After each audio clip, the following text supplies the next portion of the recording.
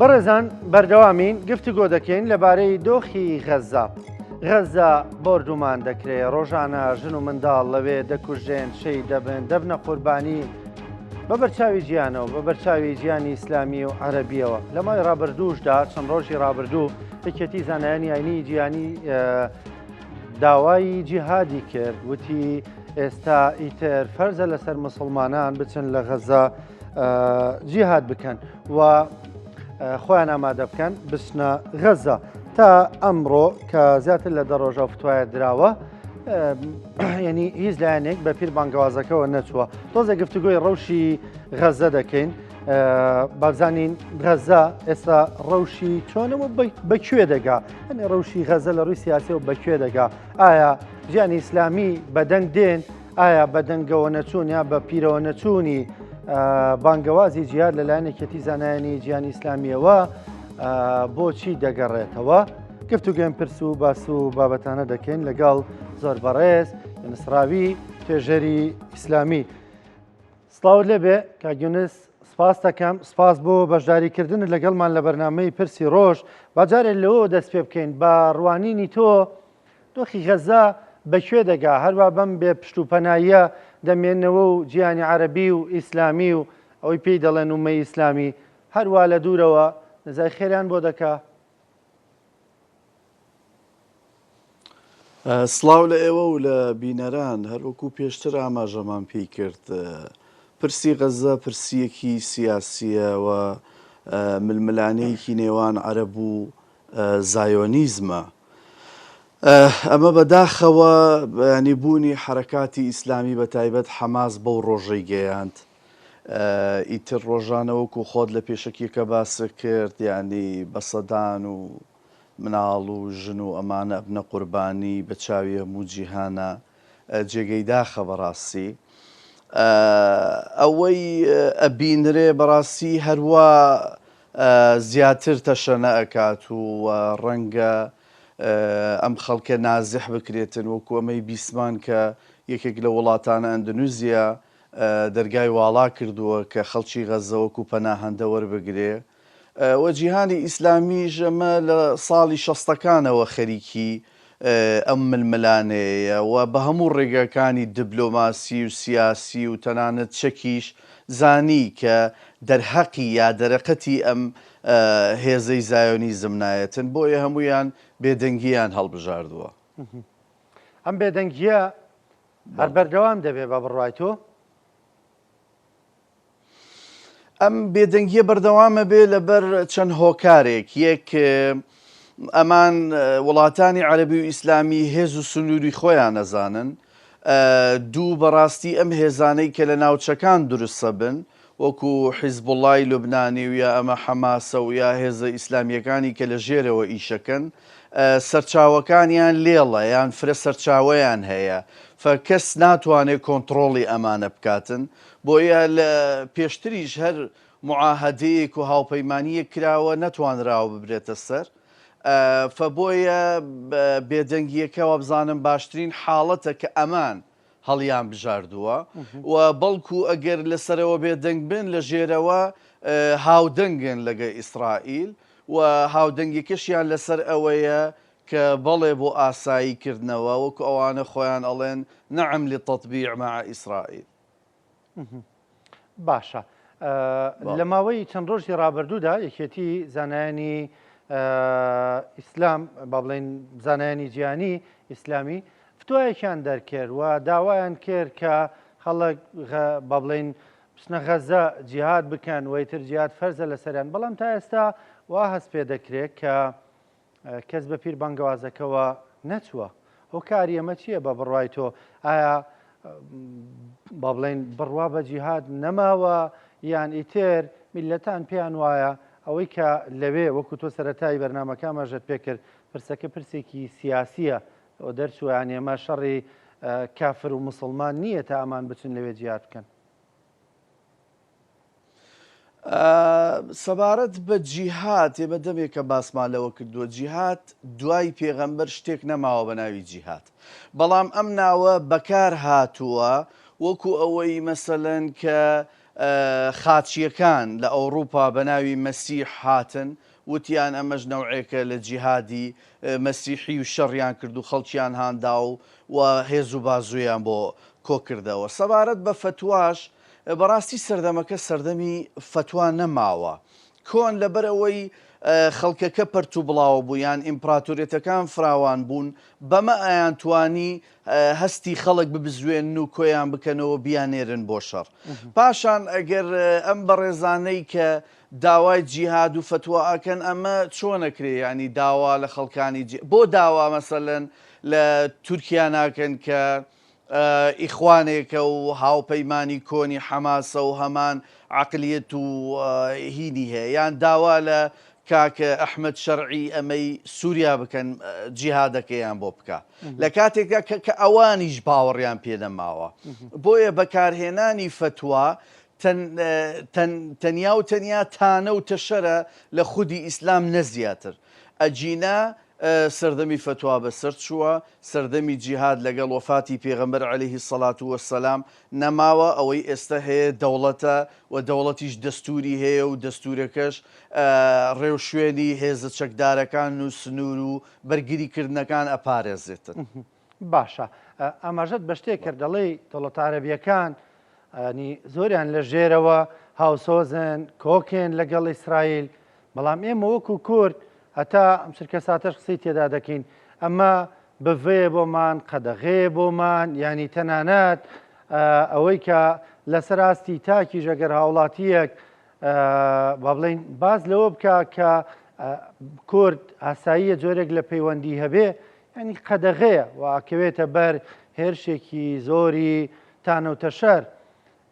بە بڕوای تۆ ئەمە لە چیەوە سەرچاوی گرتووە؟ پرسیارەکە ئەوەیە لە چ لایەنێکەوە تووشی تانە و تەشەرە بێتن، ئایا لایەنی ناوەخۆیان دەرەکی؟ ئەگەر مەسەلە لایەنە ناوەخۆی یەکە بێەوە ئەبینین بەداخەوە زۆربەی میدیاکانی کوردی لە ناوە و لە دەرەوە ئیخوانەکان دەستیان بەسەراگرتووە، هەر ئەمانیش ئەم هەڵا و هێرشانە دروستەکەن کە ئەنەهوو کۆدەنگی کوردستانە و کە ئەسڵ و ئەساسی نییە. ئەگەر ئەمانەی دەرەوەش بێ ئەمانەی دەرەوە بۆ ئەوەی ناڕەزایەتی خەڵکی ناوەخۆیی و خەڵکی سەواد و عوامی خۆیان دوور بخەنەوە ئەیخەن بە ژێر ملی کووردا. ئەجینا ئەگەر ئێمە زایۆنیزم جیا بکەینەوە لە جوو پێکاتەیەکی سەرەکی ئەم نیشتیمانەی ئێمەیە. هیچ ماڵ هیچ کۆڵان و گەڕەک و شارێک لە کوردستان نییە مەبەستم هەر چوار پارچەکە کە شوێن پەنجەی جووەکانی بە درێژایی هەزاران ساڵی ڕابردووی تێدا نەبێتن. ئەمانەی کە ئێستا نیشتیمانی ئەفرۆشنەوە ئەمانە کۆمەڵێک عقلیەتی عەرەبین کە عەرەبەکان تازن بەم ناوچەیە نەوەکو جوو. ئەجینا جوو پێکاتەیەکی سەرەکیە بە تایبەتی لە کوردستانی عێراقا. باشە ینی باسی لەو هەڵایە کرد کە پێ دوایە هەر تاعاتوفی ئاینیە ینی دروست دەبێت. لە چەند ڕۆژی ڕابردووە بینیمان بۆی بانگشتی میوانێکەوە بۆ پێشەنگەی نێودەوڵەتی هەولێر بینی قسە و باس زۆر کرا هەڵایەکی زۆری لێکەوتەوە لەبەر نووسەرا قسەی بە سوڵتان سەلاحەدینی ئەیوبی کردووە. ینی ئایا پێ دوایە ئەوەی کە دروست بوو ئەو جۆرە لە بەرگری و تاعاتوفە بۆ سوڵتان سەلاحەدینی ئەیوبی پەیوەندی بەوە هەیە کە سەرکردەیەکی کوردە و سەرکردەیەکی ناسراوی جیهانیە یان سەرکردەیەکی ئیسلامیە و ڕابەرایەتی قۆناغێک لە مێژووی ئیسلامی دەکا و جۆرێک لە نەسڕ و سەرکەوتنی دەستهێناوە بەسەر خاسپەرستاندا وەکو دەڵێن. ئەمەی یوسف زێدان ئەسڵ و ئەساسی نییە پەیوەندی بە سەلاحەدینەوە نەبوو، بەڵام کردیان بە سەلاحەدین ئەیوبی و پاشان ئەم قسەی کە وەکو بەهانە هێنایانەوە ویستیان بیکەنە سکاڵای سزایی و لە دادگاکان و ئەمانە ئەمە 7 ساڵ بەر لە ئێستا کردویەتی. پاشان ئەم پیاوە 2 ساڵ 3 ساڵ 4 ساڵ بەر لە ئێستا لە پێشانگاکانی کتێب لە کوردستان بەشدار بووە، ئەی بۆ ئەو کاتە بیریان نەبووە.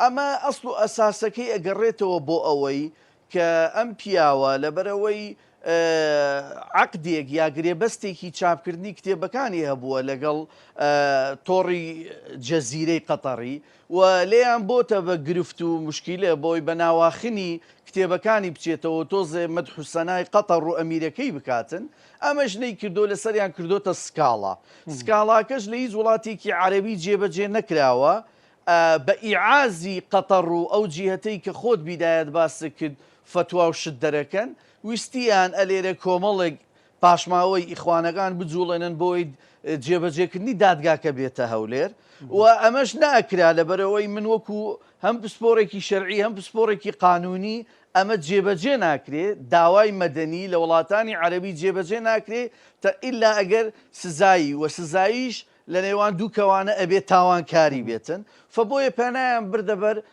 کەیسەکەی سەلاحەدین ئەجینە ئەسڵ و ئەساسی نییە و ئەم چەمکێکی وتبوو کە وتبووی کەسێکی کەم و کورتە یا بڵێن حەقیرە کەم چەمکە هیچ نییە بە نسبەت بانکخوازان و مەلاکانی سەلەفی ئیخوانی ئەمان ڕۆژانە گوێنی ناموس و نازانم ئەنواع ئیبداعەکەن لە گوێنی بەد ئەخلاقی بە خەڵکەیەن ئیتر ئەمە بوو بەڵام بەداخەوە زۆر خراپ شکایەوە بەسەر ئەزمموی حکومڕانی هەرێم من ئاگادارم بەهۆی پەیوەندیەکانم لەگەڵ عالەمی عەرەبی و بە تایبەتی ئەمانەی مەسر کە چۆنەکرێتن لەسەر وشە میوانێک کە خۆتان بانکێشتان کردووە بتانەوێت دادگایی بکەن و بیدەنە مەسەلەن بەرتانە و تەشەری ئیخوانەکانی قەتەری ئەمە زۆر خراپ شکایەوە و بەداخەوە ئەمە دەستپێکێکی خراپە بۆ ئەمەی پەیوەندیەکانی حکوومەتی هەرێم لەگەڵ ڕۆشنبیران و لەگەڵ ئەم دەنگانەی کە لە دەرەوەی کوردستانە هەن. باشە دکتۆر بۆ پێ دوایەمانە تەنای خوانەکان بوون کە بەرگریان لە سەلاحەدینی ئەیوبیە کرد ینی بۆ کوردێکی ڕەسان مێژوونووسێکی کورد چونکە بینیمان دەنگەکان سەدان و هەزاران بوونەوەی کە لەم چەند ڕۆژە بەرگریان لە سەلاحەدینی ئەیوبیە کرد هەندێکیان سەر بە هیچ پارتێکی سیاسی نین ئیخوانیش نین ڕەنگە خۆشە دەندێکیان لە نزیکەوە بناسی ینی بۆ پێ دوایەوە تەنە ئەوان بوون بۆ ئاسایی نەبێ کوردێک بەرگری لە سەرکردەیەک بکا کە کووردە و لە جیهاندا ناوێکی ئێمە لانیکەم شانازی پێوە بکەین کە کوردێک بووە و سەرکردایەتی قۆناغێک لە مێژوو دەکا. ئەزایی چۆنە مەسەلەن ئەوەی کە کووردە ئەمە کووردە مشکلەمان نییە لەوە یان زۆربەی مێژوو نووسان ئەڵێن کووردە ئەمە لەسەرەوە وەکو عەرەبەڵێ سەلەم ناجەدەلەن بەڵام مێژوو بە عاتیفە نابێ بە غەزەلیات نابێ بە سۆز و سۆزداری نابێ زانی مەمە سەرچاوای مێژوومان هەیە کەس ستایشی ئەم کابرایە ناکات جگەل لەمانەی کە ئەو تەنەزولی بۆ کردوون کەس ستایشی ئەم کابرایە ناکات ئیلا کابرایە کە لە ناخی خۆی حەزی بە توندڕۆیە حەزی بە کوشتارگەیە حەزی بە توندوتیژی و ئێرهابە سەرچاوە مێژویەکان هەموویان دووپاتی ئەو ئەکەنەوە ئەو بەڵێ باسی سەلاحەدین ئەیوبیەکەم ینی ئەو سەرچاوە مێژویەکان تیژی بووە بێگومان ئەم بە هەزارەها کریسیانی قیبتی کشتووە لە ئەسیوط ئەمە من نایڵێم ئەمە صاحبی خیطەت ئیمام مەقریزی ئەیڵێ ئیمامی سیوطی لە وەسائل ئەیگێڕێتەوە ئیمامی ذەهەبی لە سیر ئەعلام النوبەلا ئەیگێڕێتەوە ئەم پیاوە خیانەتی لە نزیکترین هاوڕێی خۆی کرد کە نورەدین زەنگیە و پاشان دوایی لە ناوچوونی نورەدین زەنگی ژنەکەی ئەمی برد باشە اینجا نازانم هەندێکیان ناوی لێ ئەنێن نیکاح یا زەواج دکتۆر اینجا ئەم بەڵێ بەڵام ڕەنگە چەند سەرچاوەیەکی کەش خۆت بینیوتن هەڵبەتە حتمان بەڕێزی توێژەرێکی ئیسلامیت و لەم مەجالە کارت کردووە چەندین سەرچاوەش باس لە حکومڕانێکی سەلاحەدینەکەن کە توانیوێتی لە یەکاتدا چەند پێکاتەیەک پێکەوە یعنی کار بکەن و پێکەوە بن و تەسامحیشی زۆر هەبووە ڕاستە لە مێژوودا هەیە چەند کەسێکی لەوانە سوورەوەردی کە هەر زانایەکی کورد بووە بەدەستی کوڕەکەی و کوژاوە زایر ئەمە مێژوو ینی مێژوو نووسان هەموو کۆکن لەسەر ئەمە بەوانەشی کە پشتیوانی لێکن ئەم چیرۆکە دەگەڕنەوە چیرۆکی سوورەوەردی بەڵام ینی بوو ئەو دیوەشی نەبینین کە مەسلەی تەسامح و بەخشندەی و لێبوردەی سەلاحەدین لە پەناگەر تند و تیژیشی هەبوو بێ وەکو سەرکردەیەک. ئەزانی چۆنە خۆی ئەم تاوانانەی سەلاحەدین کردوویەتی هی ئەوە نییە کە چاوپۆشی لێ بکەیت. مەسەلەن تۆ بە هاتووە ئەمەی کۆن پیوتراوە شیمالی ئەفریقیا کە لە میسر و لیبیا و تونس و جەزائیر و ئەمانە دەست پێکرێ، ئەمانە هەموویان ئیسماعیلی بوون. فاتمیەکانیان پێڵێن ئەمانەی هەموو کۆمەڵکوش کردووە، دروزەکانی کۆمەڵکوش کردووە، ئەمەی ئێستا بەشێکیان لە باکووری کوردستان و ئەوەی تریان لە سووریا ئەژین، عەلەویەکانی کۆمەڵکوش کردووە.